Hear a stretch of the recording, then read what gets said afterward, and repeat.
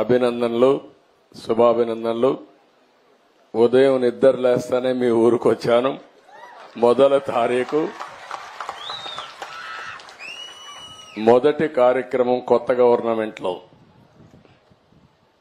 మీ అందరి దయ వల్ల, ఆశీస్సుల వల్ల నాలుగోసారి ముఖ్యమంత్రిగా ప్రమాణ స్వీకారం చేసి మొట్టమొదటి కార్యక్రమం తెలుగుదేశం పార్టీని అభిమానించిన నియోజకవర్గంలో ఏర్పాటు చేశాం. ఎప్పుడూ మంగళగిరి నియోజకవర్గం. అనేక సందర్భాల్లో 1-2 సార్లు మిత్రపక్షాలకు ఇచ్చాం. ఒకసారి ఎంఎస్ఎస్ కోటేశ్వరరావు ఎమ్మెల్యే అయ్యాడు. రెండోసారి మిత్రపక్షం అయింది, సిపిఎం అయ్యారనుకుంటాను.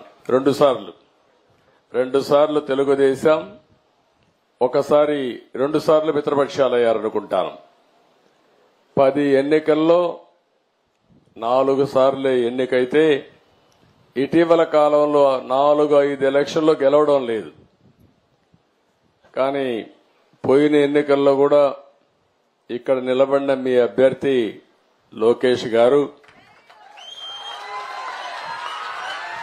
ఆ రోజు ఎన్నికల్లో ఓడిపోయినప్పుడు పట్టు వదిలిపెట్టకుండా మళ్ళా ఇదే నియోజకవర్గంలో పట్టు సాధించాలని కష్టపడి మీ అందరి అభిమానం చూరుకొని ఈరోజు ఒక విధంగా చెప్పాలంటే మంచి నియోజకవర్గాలు గాజువాక, అదే మరికి 95,000 మెజారిటీ అక్కడ. ఇంకొక పక్కన భీమిలి తెలుగుదేశం పార్టీకి ఎప్పుడు కూడా కంచుకోట, అక్కడ 94,000 93,000 మెజారిటీ. మూడో నియోజకవర్గం మంగళగిరి 92,000 మెజారిటీ.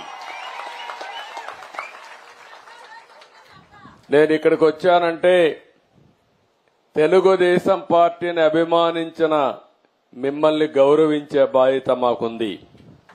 భవిష్యత్తులో కూడా ఒక విషయం మీరందరూ గుర్తుపెట్టుకోవాలి, అందరికీ న్యాయం జరగాలి. ఆ న్యాయం జరగడానికి తోడ్పాటునిచ్చినటువంటి నియోజకవర్గాలు గాని, గ్రామాలు గాని, వర్గాలు గాని తెలుగుదేశం పార్టీ సేవ చేయాల్సిన అవసరం ఉంది. అందుకని నా మొట్టమొదటి కార్యక్రమం పెనుమాకలో మంగళగిరిలో పెట్టుకోవడం నాకెంతో ఆనందంగా ఉందని చెప్పి మీ అందరికీ తెలియజేస్తున్నా. మొన్న జరిగిన ఎన్నికలు ఒక హిస్టారికల్ ఎన్నికలు ఇవి.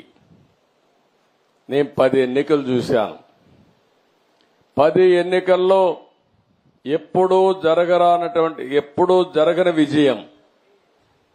ఒక అసెంబ్లీ ఎన్నికల్లో 95,000 మెజారిటీ, మంగళగిరి లాంటి నియోజకవర్గంలో 91,000 మెజారిటీ. నేను ఒకప్పుడు 60,000-50,000 వస్తేనే కుప్పంలో బ్రహ్మాండంగా వచ్చిందనుకునే పరిస్థితి నుంచి ఇప్పుడు 90,000-95,000 మెజారిటీలు వచ్చేసే పరిస్థితికి వచ్చాయి.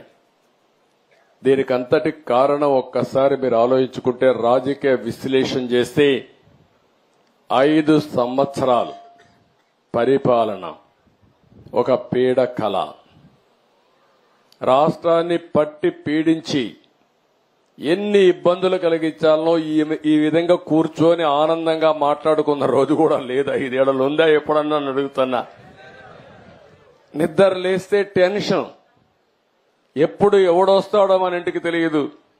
మొన్నటి వరకు మా పోలీసులు గోడ దూకి వచ్చేవాళ్ళు, ఇప్పుడు గోడ దూకే పని ఉండదు. ఇంకెక్కడ అరెస్టుల కోసం ఎందుకు వచ్చారో తెలియదు. పోనీ మీ ఇంట్లోకి వస్తే వస్తారు, అది కూడా తప్పే, రాకూడదు. గౌరవంగా బ్రతకాలి మనందరం. మా ఇంటికి కూడా ఎప్పుడు వస్తారో తెలియదు వీళ్ళు. అంటే ఎంత భయంకరమైన వాతావరణం అంటే అంత భయంకరమైన వాతావరణంలో ఒక్కరని కాదు, అధికారులు అట్నే బతికారు, ప్రజలు అట్నే బతికారు, రాజకీయ నాయకులు అట్నే బతికారు. చాలా భయంకరమైన పరిస్థితి. ప్రజాస్వామ్యంలో అంతిమ న్యాయ నిర్ణేతలు ప్రజలే.